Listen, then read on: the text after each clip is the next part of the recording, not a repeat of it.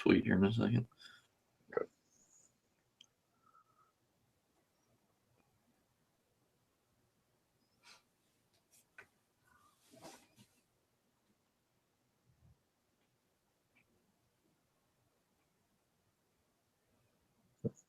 Not showing up for me now either. Not so easy, is it? Yeah. And then I'll find it real quick. I'll do it on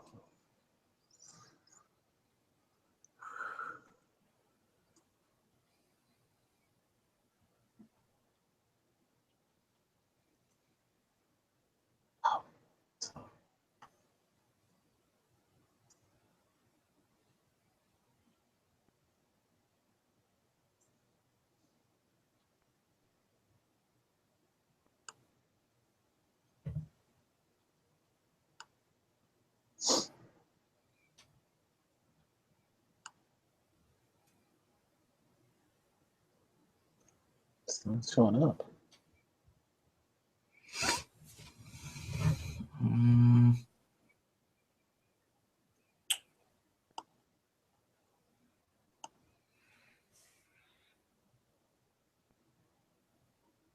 Oh shit! I wonder if I'm on mine.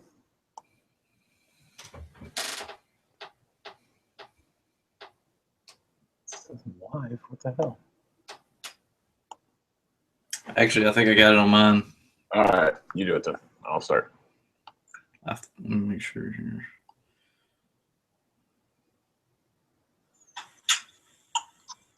Actually, I think I got it on mine. There you go. Make sure you tag it with like Brock Lesnar, UFC 200, SmackDown, WWE. Just a lot of hashtags. Yeah. All right, I'm gonna start while you do that. 3, 2, 1. It is Thursday. It's about 10:40 Central Time. It's another episode of BS with CSR. My name is Blake Richmore. Shane Schumacher's with me. A lot of stuff going on this week. Brock Lesnar talked a bunch of trash about the WWE today. CM Punk's actually got a fight going. I kind of look like Bray Wyatt in this light tonight. It's kind of weird, but lots of stuff going on in WWE. We're actually going to talk a little bit of Impact Wrestling, and we're going to close it down with some we got to talk about the BS of the week, and who's more BS right now than Johnny Manziel? But Shane, the number one topic on my mind tonight is, man, Brock Lesnar, for somebody who's getting a fight in the UFC, even though he's under a WWE contract, he sure had he didn't have some very nice things to say about the WWE today. He kind of talked a lot of trash about him. When, right out of the gate, I started listening to this conference call they had to promote UFC 200. The first question out of the chute was, Brock, if you were to lose, how do you think it affects your drawing power as a WWE wrestler? And the direct answer was, I really don't give a shit. That's the greatest possible quote ever, I think. I mean, that was his answer. Not like, oh, well, yeah, I mean, it's possible. No. I really don't give a shit what happens. I'm sorry. There is no greater quote. This guy, I just love Brock because he just doesn't care. I mean, he doesn't care who he pisses off. He doesn't care. I mean, the guy knows he's money is what it is. I mean, he knows his value. He knows that he can sell himself by being himself, and that's the beauty of Brock. And again, I love, again, I'm real big on this. I don't like any of this PC garbage, and Brock is definitely not a PC guy. He will let you know how he feels, and with a lot of expletives. He'll definitely do that. And he went on to talk about other things involving WWE. I mean, they asked him about, just a couple days ago, Stephanie McMahon had some comments kind of making it sound like almost like WWE's not really that behind Brock doing this, like that they weren't going to promote it, that it's not really, UFC's not competition, blah, blah, blah. They asked Brock about, what he thought about Stephanie's comments, and again, short and sweet, quote, I don't really care what she thinks. And again, it's not going to affect him. I mean, he doesn't care if he has any heat. Honestly, I don't even care. I mean, he knows he's going to get paid one way or another. I mean, his money's pretty much guaranteed anyway. So he'll go in there. He'll job to Funaki if he has to. I mean, he'll straight up job to him, and still get paid his whatever millions of dollars, and then walk right back out and be Brock Lesnar still. So, and then they asked him, I didn't catch the question that was asked. I just caught the quote, but they asked him something to the effect of like, "Do you expect a lot of WWE fans to, tune in and purchase the?" I don't really care if WWE fans watch. But again, to me, that will make people want to watch even more. I mean, I think it will. I mean, granted, he's going to piss them off, but I almost think it might get WWE fans to buy that pay-per-view, to want to see him lose maybe. Again, he's got drawing power. He's Brock freaking Lesnar. I mean – oh, dude, he's got massive drawing power because you had on this conference call today was Mark Hunt, the guy he's fighting, and then you had John Jones and Daniel Cormier, who, as far as UFC goes, are two of the probably bigger stars in the UFC. And here's Brock, who hadn't fought in 5 years. And I listened for probably 30 to 40 minutes today. 75% of the questions were to Brock. Oh, yeah. Yeah. I mean, he's somewhat still, I'm going to call it like a mystery, but, they just, I mean, for a guy who really doesn't say a lot, and like you said, he's short and sweet and to the point, I mean, people are just enamored with him and want to, he's a freak of a specimen. I mean, he's, I know, Labar's talked about, he's one of those once in a lifetime type of guys, and he is. You will pay to want to see him and to see how freakishly athletic he is. Yeah, and speaking of that, they did ask him, they asked him a little bit about the fact that UFC gave him, a USADA exemption, which some people speculated, oh, that means Brock's taking steroids or whatever. And he said, no, I'm just a really jacked up white boy, and you got to deal with that. See, I didn't hear that. I didn't get to hear. I'll just hear some excerpts from the interview. Again, short, sweet, to the point. That's his shtick. That's his promos. Right.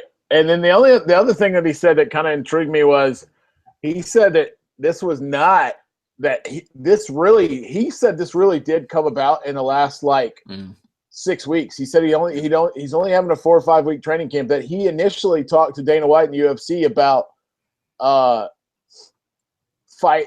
fighting in November.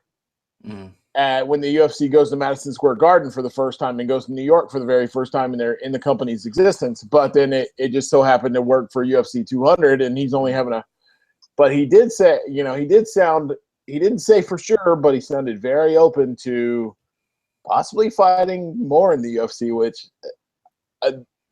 that to me is interesting because if he wants to fight more fights, then I think you might see a problem with WWE. One fight, okay, Vince and WWE will let that go, but I don't see them giving him multiple fights.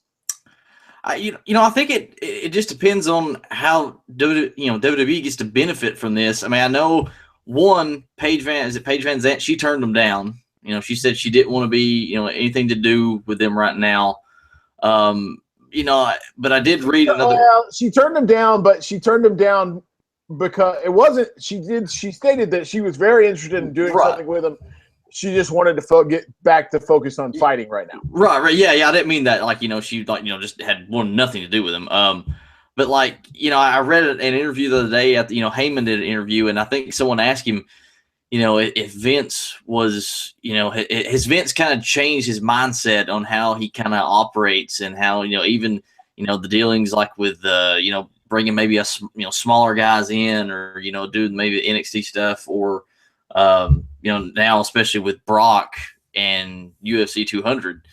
And, I can't remember the exact quote, but I know he said he thinks Vince understands and Vince is always evolving, which, I don't know if I quite believe all that or not, but it does say a lot that he's even letting this happen and how much stroke Brock has.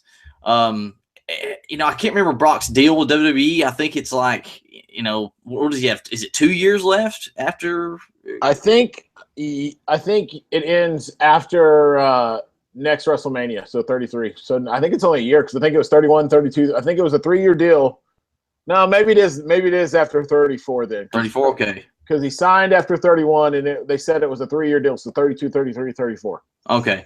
Well, I don't see. I mean, again, I think Brock's going to fight again. He's going to fight to want to fight. He's going to fight Vince again. I think it's inevitable almost. I mean, especially. I mean, it'll see how it goes in this fight. That's what I was going to say. I think it all depends on what happens. If he goes out there and gets his ass knocked out in the first round, he ain't ever fighting again. If he wins or he's very competitive and let's say loses a decision or something like that, then yes, I 100% agree with you. But if he walks out and gets his dick knocked in the dirt by Mark Hunt, there ain't no chance he's fighting again. Because bigger than anything about this dude is his freaking pride, and he's got a big ass ego. So if Mark Hunt knocks him out real quick and makes him look stupid, he's gone. Well, what I want to know too is, okay, Brock is such a huge star. He's going to draw money. If he beats Mark Hunt, and pretty decisively or really at all, do they even float around the idea of giving him a title shot eventually, possibly if he wants to do another fight? Is that possible? Just because it'll make money, and Dana White's proven that guys that can sell fights and make money. A couple of years ago, Chael Sonnen came out off of back-to-back losses to Anderson Silva and just started talking a bunch of trash to John Jones, and they gave him a title fight against John Jones because he sold it. Yeah. I mean, so what I'm getting at is, if Brock can get, say, a title match, to me, if I'm Vince, I am extremely open to that because, first thing I'm doing, I'm bringing that UFC belt, if they can do that, into WWE, and I'm probably having him go after the WWE title. I mean, that's money. I mean, to me, Vince is stupid if that, we're talking way out here, but again, how would you not want to do that? I think you keep allowing him to do it. If he wins, I would put him in a title fight at SummerSlam. Yeah. I mean, I know, you kind of mentioned the whole Roman deal. Of course, who knows where that's going now? But and under that circumstance, it was to put Roman over, but they ain't gonna put Roman over for a while after he comes back. No. But I don't know. It's very interesting. I think he's got another fight for sure. I mean, again, probably considering how this one goes, if he gets a crap knocked out of him, probably not. But I think he's gonna have a at least. I don't think there's any chance in hell he fights if he gets the crap knocked out of him. Just personal opinion, but okay, let's talk about another WWE/UFC fighter because CM Punk finally has his first fight scheduled. Maybe. No, it's scheduled. No, well, it's scheduled, but we all know what's gonna happen. No. You gotta listen to the words I said. His first fight is scheduled. Oh, yes. Yeah, okay, I got you. First fight is scheduled in September against this Mickey Gall kid. Mm-hmm. But CM Punk also did some media, and shocker. Oh my God, CM Punk talked negatively about WWE. I mean, that never happens. Yeah. But he kind of he made his rounds call, saying that WWE employees are indentured servants and all kinds of garbage. But the one thing that stuck out to me about the CM Punk interview is he already has turned, when he did the Cabana interview and all that stuff a while back, a couple of years ago or whatever, it was, no, I'm done. He's already starting to say, well, never say never, blah, blah, blah, because he's coming back. He probably knows he's going to get his dick knocked in the dirt, and this is going to be one fight and done, and then he's going to go back and make some money just like everybody else does. I don't think Are you about to say you don't think he's coming back? No. I don't know if he's coming back to WWE. But that wasn't where I was going with it first. Where's he going to go? Impact? Ring of Honor. I mean, he loved Ring of Honor. Ring of Honor, New Japan, any of those guys will take. First, Impact will sign him immediately. Yeah, but, first of all, I get why you say that, but if CM Punk goes, just like all of them, he's going back where he can make money. I'm still not convinced. He's a very convicted guy. I'm not saying he wouldn't, but I'm just saying he to me seems like one of those guys. One, he'd go to Ring of Honor in a heartbeat. I could literally see him just traveling the independent scene. I mean, those guys can do whatever they want. They can, granted, he careless about his merchandise. I'm sure he don't want to sit there at the stands and sell it himself because he'd be the worst person ever to buy merchandise from. I mean, he would be awful to put up with. I don't give a damn what you grew up like. When you're a millionaire and you're traveling around by bus and you're making $10 million a year and all this crap, you ain't going and doing the independent scene no more. I'm gonna differ with you on that one. Again, Daniel Bryan ain't doing the independent scene because he knows he's probably gonna die if he wrestles again. I'm telling you, who knows when this might happen? Mm-hmm. But if we're still doing this website and still doing podcasts, I will bet you whatever you want that if CM Punk wrestles again, it's in the WWE and not for a damn independent. Well, okay. Let's say he does go back to WWE. Is there any way do you think he goes to independence first? Does he go back that route first and then back to WWE? I will tell you the one scenario I could see that CM Punk ever did a independent match, and it would be just to do like Colt Cabana's retirement match. Yeah. That's it. I don't know. I'm just saying. He ain't going to work for Ring of Honor. He ain't going to work for PWG or whatever all these damn it. He damn sure ain't going to Japan. All I'm saying is there's a lot of these guys right now that are turning down WWE money. Young Bucks did it. They turned down WWE money. Kenny Omega, I've heard, has turned down WWE money before. Cody Rhodes just left and is doing Omega on Jim Ross's podcast just a few weeks ago said that WWE's still where he wants to end up. Oh, yeah. All they're doing is seeing the track record of, go do what AJ did, basically. Yeah. Turn down the crap contract, make a name for yourself. And Kenny Omega's right there.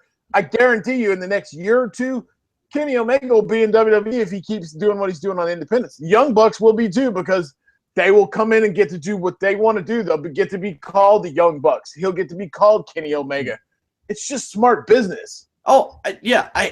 I'm not saying that's not going to happen too because all their buddies are going over there. All I'm saying, I don't, and this is not, you and me. This is for the IWC and all the internet marks. At the end of the day, you see it with guys like AJ, Anderson, and Gallows. Freaking Nakamura, Owens, Zayn, all these guys. Money talks. If you want to make money, real money. Really, really good money doing professional wrestling. You go to WWE. That's it. That's the only place you make life-changing money in wrestling anymore. Well, I will say this. I think he has at least 2 fights in UFC. I think there's at least 2 fights in UFC. That's probably true unless like Mickey Gall just knocks him out in like 7 seconds or something. Yeah, I don't think I can't see him just being one. And I think if he just got crushed, I think he's going to at least give it one more. I think if let's say theoretically, like when Conor McGregor fought Jose Aldo, if Mickey Gall throws one punch and knocks CM Punk out, I could see him only being one and done. But if there's any kind of fight, he's probably going to fight at least one more time. Yeah. Yeah, and this isn't happening. You're talking about a year, 2 years from now. Whatever. But this isn't going to. But he's going back to WWE, guaranteed. I'm still not totally sold, but I hope that happens. That's because you're a punk, Mark. I am. I'm just a mark. Okay. Speaking of WWE, let's move into that because this wrestling is our roots here on this podcast. Even when we talk about other stuff. What was your thoughts Monday night about them basically coming out and just tossing Roman under the bus? I liked it, but I was kind of surprised by it. I got to admit. A little surprised, because again, this kind of goes in this shift of how WWE is now because, they're not quite hiding as much and they're kind of letting some other things in that, that didn't come in the past, however many years. I can't believe they really threw him under the bus, but again, like we said last time we did this, they need to make this a storyline. They need to make this part of the storyline because they can't just say, "Oh, well, Roman's not here," and just act like he's just, on vacation or something like that. And again, I still hope this plays into the draft too, and how they talk about, I think even Stephanie kind of said something, one of her segments. She said, I don't know if she said something like, "How can we trust him?" or something like that, but.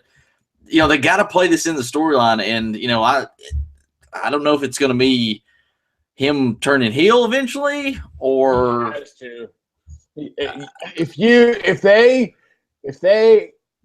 I'm gonna turn on him if they bring him back with a, oh, I'm just sorry, just give me one more chance and I'll prove to you guys that if they play a sympathy storyline with it, the fans are gonna turn on him worse than they already have. Vince is probably already drawn that up. He's going to be the sympathy triumphant angle where he wins again. And here's I mean, you might be right, but here's what I think you need to do. I think he needs to come back out, whatever that first night, cut a promo saying, you know what? Yeah, I took whatever, even if he didn't take HGH. Let's say he says he took HGH. I wanted to be the champ. I wanted to be the best. I wanted to, I don't give a crap what people think. I don't call it cheating. I call it winning. Mm-hmm. He needs to cut a promo, something like that. Don't give me this, oh, I'm sorry, crap, because that's just going to be awful if he does. Yeah. And, like you said, they don't even have to say steroids or, any of that. They can just, like an innuendo, like you said, I'm just doing what I wanted to do to be champ, and I took all those measures to do it. Yeah, I think that'd be awesome. I don't give a crap what you people think. I don't give a crap about being a role model. I wanted to win. I wanted to be the best, so I took whatever, Yeah, it made me the best. Yeah, it's just sad. We're probably not going to get that. I mean, I don't know. Again, we see changes in WWE now. Then I thought we'd never see it. But I don't know if we're going to see that. I mean, again, I don't know if you've listened to any of the Austin and Vince Russo podcasts, but Austin said, we're in the reality era, and we're probably the farthest thing from reality. They don't go any reality-based storylines whatsoever. And you talk about, I mean, this is the heart of a reality storyline right here. Why not go into it? Well, you bring up a reality storyline. I got to bring up a storyline that's not real based on reality, but I got to admit, and I think you and I are going to have disagreement here, I absolutely love it, dude. When the New Day interrupted the Wyatt family, at first I thought, are you effing kidding me? This is such an awful choice. We're now 3 weeks into it, or this week was the third week, I think, maybe. Yeah. And I love it. I think this is great. I think the little story between Woods and Bray about how Woods is really freaked out and scared by Bray. I thought the parody of the New Day was great. Mm-hmm. The parody of the Wyatt family was great. And I'm telling you, if this leads to even if it's temporary, Woods being a Wyatt family member or being possessed by Bray, I'm all about it. I love it. I think it's great. I still don't quite like the Xavier being just whatever, he's caught in a trance or he's scared or whatever. But I do like that it's at least somewhat of a storyline, that they've actually put some thought into it. And it's, again, them coming out dressed up like the Wyatt family remind me of when, DX dressed up like the Nation and, vice versa and, stuff like that. If the Wyatt family comes dressed up like the New Day, I think that's probably a bit too far, because I think that would be against their character so much. No, you can't do that. There's no, you can't do that. But I don't even watch SmackDown, but I did see the video from SmackDown where New Day actually was in the back in doing another Wyatt family parody. Yeah, and they were kind of not attitude era, but they were pulling some, I don't know, that they weren't cussing or anything like that, but they said some stuff. I was like, well, it's, I didn't expect to hear that, talk about, didn't want Bray exposing himself and all that stuff. And I was right. So again, I like that it's an actual storyline, and I hope to see more of the backstage type stuff like they're doing. I agree. And that's what I'm saying. I want it, even if it's just temporary, I want this to go to, back in last November, we saw the Wyatt family take Kane and The Undertaker, and then they just randomly showed back up. Yeah. Well, yeah. Let's go further with this. Let's have the Wyatt family beat the New Day at Battleground, and take Woods, and then let's actually shoot some vignettes of them brainwashing Woods or something like that, and have Woods come out for a couple of weeks as a Wyatt family member, like Daniel Bryan did a couple of years ago. Yeah. I mean, let's play into this, because I mean, and the reason I want it because it's something different. But we've talked about this in the past with this brand split coming and split rosters. This is the kind of crap you got to do, because you can't have 3 hours of wrestling when you have half a roster. Yes. Yeah, you have to get back to storytelling and storylines and vignettes and other stuff than just wrestling matches. Raw sucks right now with a full roster with just wrestling. How do you think it's going to be with a half a roster with just wrestling and in-ring promos? Yeah. Well, it's storylines that makes everybody feel important, because they're all doing something. They're all on a roll. They're all doing something, like it's somewhat worthy. Even sometimes the storyline's terrible, but I can definitely see where this is. I don't know what they're doing with the brand split as far as the tag titles, or who knows if they split the New Day up or what's going to happen. But I can definitely see if that's just stupid if they do that. Oh yeah, but I mean, I can definitely see this whole thing of Xavier, if he's in this trance or whatever, he's somehow causing where the Wyatt family take the titles from him. I think the Wyatt family needs to take the title. Yeah, I agree. I think they kind of need that too. So I can see where that's kind of if they're leading to that. Dude, the only as far as actual wrestling, we're gonna talk about a couple of WWE news related topics here in just a second. Rusev is on his way back up to where he was a couple of years ago. Rusev is fantastic right now. I agree. He's fun. He's fun to watch. I hate that he's going against Titus O'Neil, but I don't hate that, because he's got to kind of, just like they did the first time where he won match after match after match.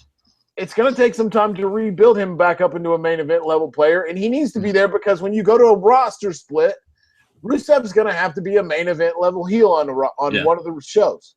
Yeah, definitely. I mean, the size he is and like how he's portrayed. Yeah, I think he's got to be a big part of whatever roster he's on. And the other thing that I like right now is whoever told Lana to start dressing differently and start what she's doing. They need to get a raise. She is. I don't have words for her. She's on another level. She's stupid hot. Oh yeah. I mean, I don't have any words. I wish I had something else to say, but she's just on another level that I can't even describe. So. All right, we got a couple of news related topics.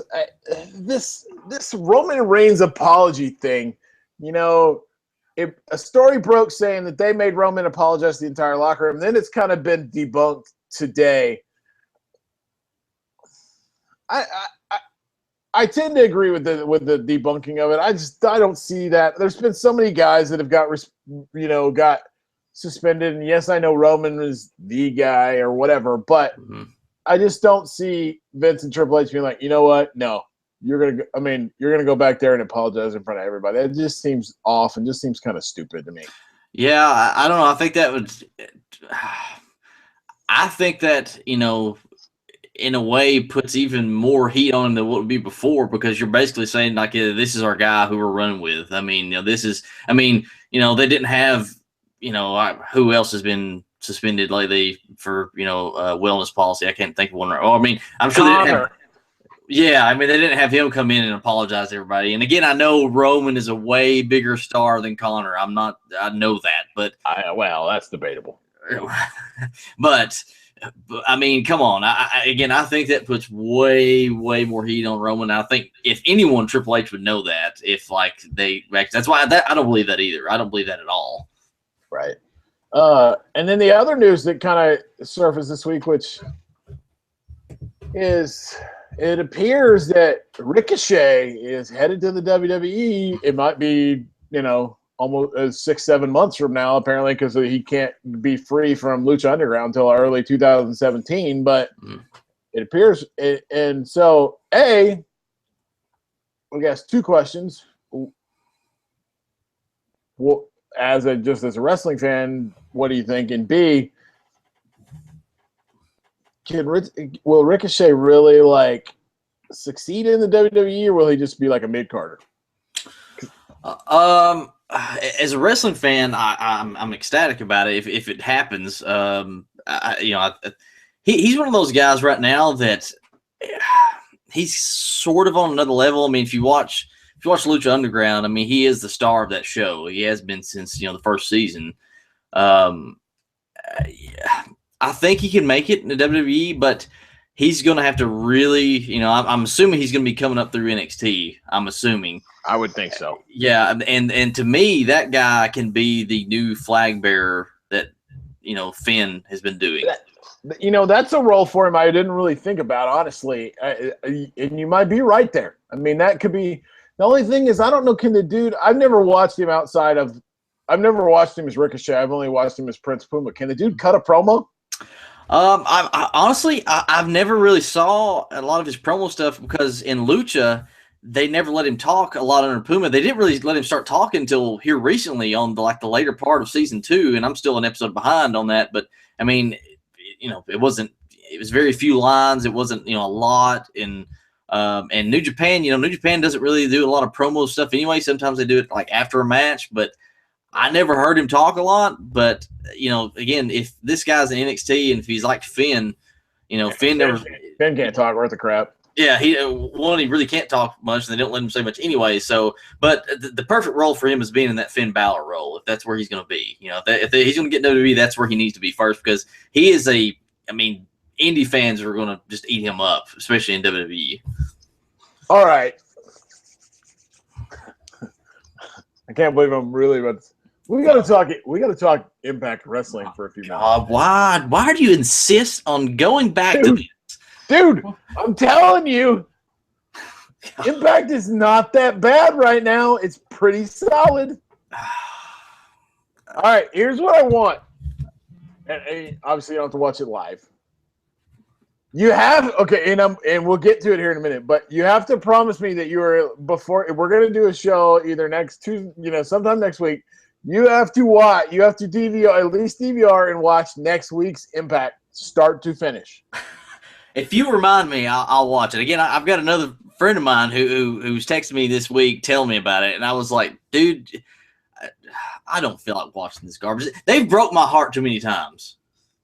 I don't know that they've ever broke my heart, but they've turned a corner, man. It's not bad. They've got some people, they've got Mike Bennett's good. I like Maria. They've got this kind of angle right now. They're kind of working a Billy Corgan versus Dixie Carter angle, which is actually interesting a little bit. What? Say that again. Billy Corgan. Please tell me. I've got to hear that storyline one more time because that. It appears they're setting up for a power struggle between Billy Corgan and Dixie Carter. Oh, the Smashing Pumpkin himself. Oh, my God. Oh. It's actually not bad. I'm not going to lie to you. I've been entertained by it. This is not a good start, but keep going. I mean, this is, I really like what Lashley's doing right now. I'm not kidding you. The way they're booking Lashley right now, Lashley and Brock Lesnar could make for an interesting match. Well, the thing is, I've kind of watched this little videos and stuff of Impact, and who they got over there. They've got good talent. I've never said their talent wasn't good. It's just how they execute it. Well, again, the last thing that I remember, and I wasn't watching on a regular basis, but I remember hearing about Mickie James being thrown from a train. That was genius. Great, yes. They got people talking all night long. That was something they should have kept going with because that's what they have to do. They have to do crap like that, which is why the next thing I want to talk about, which is why this crazy-ass Broken Matt versus Brother Nero angle has been good for them. Which, by the way, they're having something next week called the Final Deletion match back at home in Cameron, North Carolina, and they showed like a 15-second clip of it for next week's show. This is the craziest shit I've ever seen. They have a ring lit up by fire. Oh, yes. There's one shot where Matt and Jeff have firework launchers and they're launching fireworks at each other. There's one shot where Matt's dragging Jeff through this dirt field that's surrounded by fire, and then there's one part where they're in water and one of them is trying to drown the other one. is this like a Road Rules challenge match or something? Or all I'll tell you is I'm watching. Well, of course you are, because apparently you are marked for Impact Wrestling now. I mean, Brother Nero. Again, I will say that it was so ridiculous. Like, I wouldn't say it made me want to watch, but I did watch that promo several times because it was so ridiculous. So this week he comes out and like he's in a wheelchair because they had the cage match the week before. Yeah. And then he's cutting this ridiculous promo like with that horrible accent and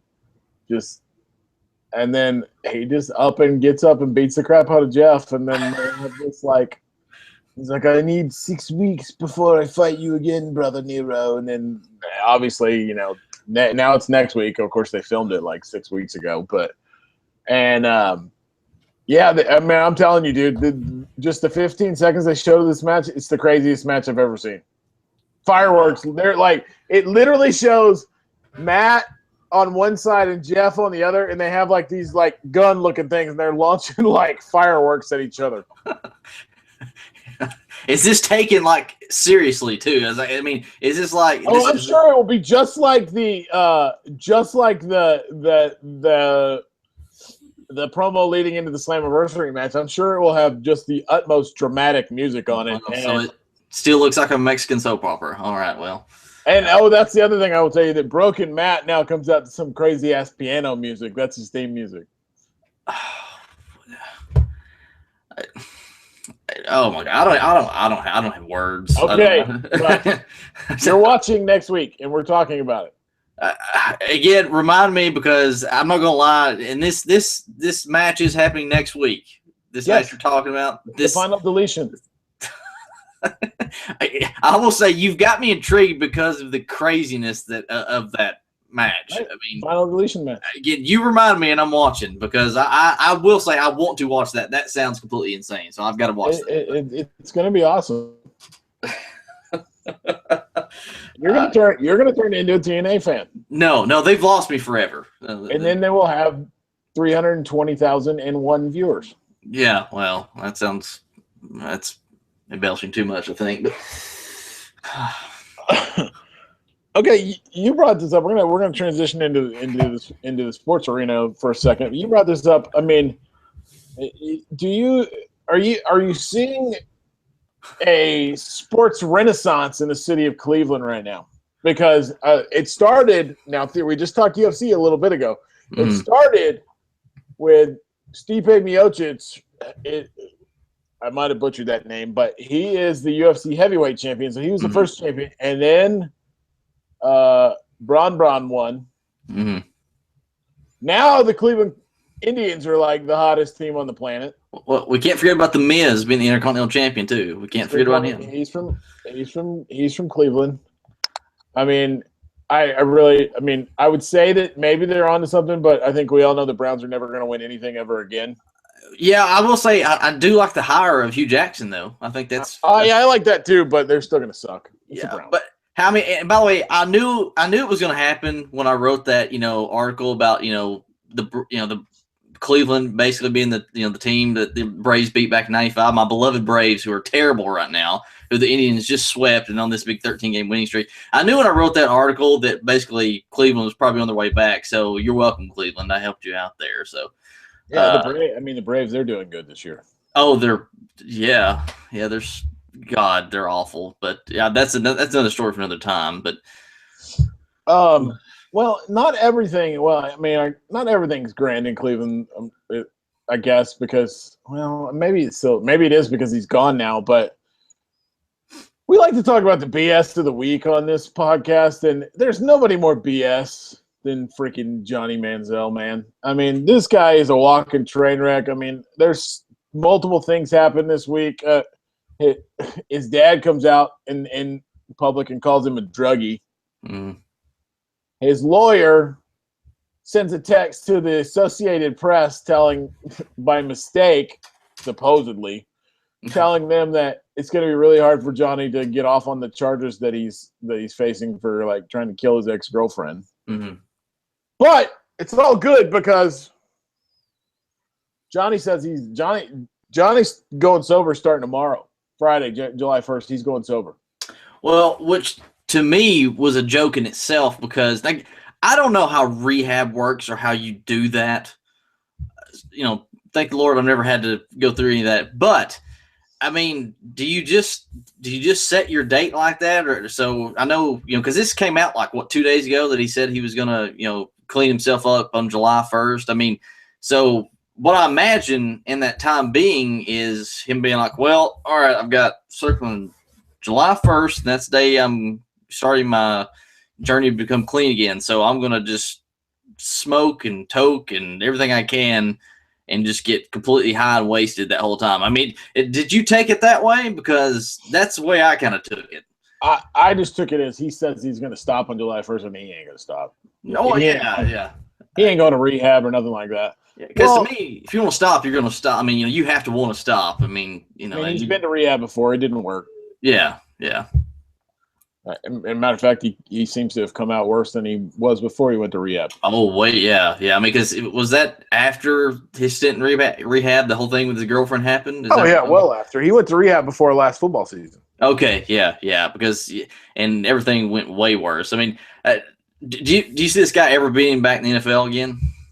Absolutely not. Absolutely, I don't think so. I don't think he would even though the NFL suspended him for 4 games today. So I mean, but no. Why on earth? He never proved. I mean, he was okay when he played. He wasn't fantastic. Mm-hmm. He never proved he was a top flight NFL quarterback. So he's never shown anything that would want, like, okay, let's look at Michael Vick, for example. Michael Vick showed enough when he was with the Falcons that even though he killed a bunch of dogs, well, hey, this guy could change a franchise still. So let's give him a shot. Yeah.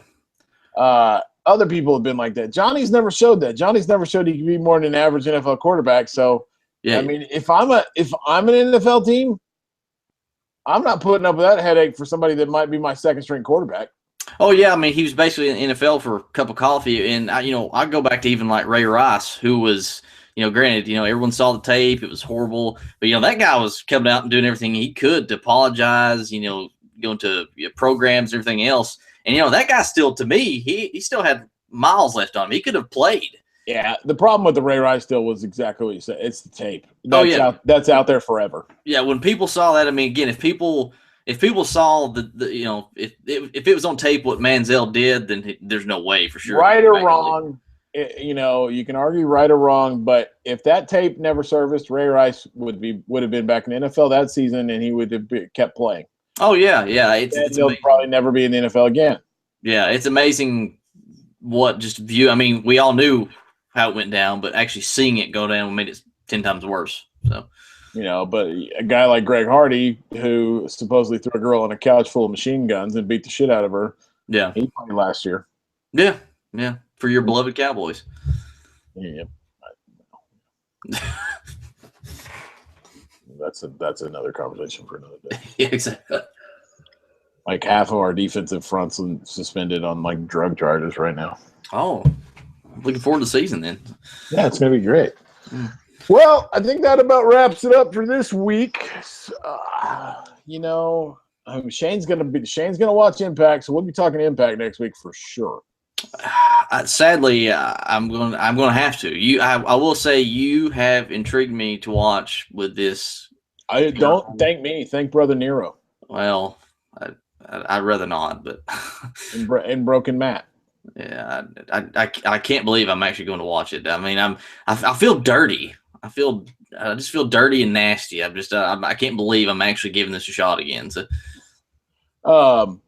well, I think that about wraps it up. Make sure you're checking us out on bswithcsr.com, Twitter at bswithcsr. Make sure you're following Shane at sgmaker24. Make sure you're following me at Blake Mishmore. We'll catch you next week.